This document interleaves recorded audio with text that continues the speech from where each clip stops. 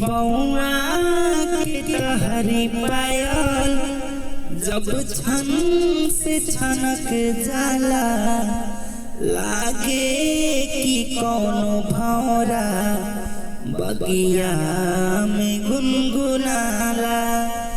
इस शरीर के बनावट बिजली गिरा रहल बा लागे कि जैसे खेतवा में सरसों फुला रहल बा। हाँ, लागे कि जैसे खेतवा में सरसों फुला रहल बा।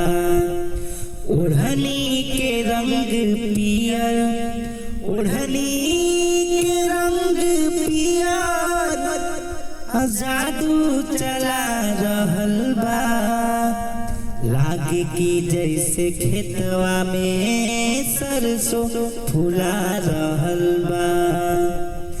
लागे कि जैसे खेतवा में सरसों फुला रहल बा।